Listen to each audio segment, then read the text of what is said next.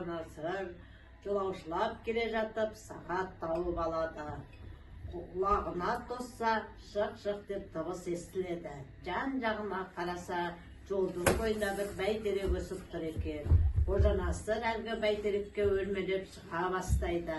Ағаштың ортасында жеткенде сағатты тыңдап көрсе, әлгі шық-шықтық дегенде тынбайды. Содан соң Қожеке ағаштың басына тағы да өрмелей түседі.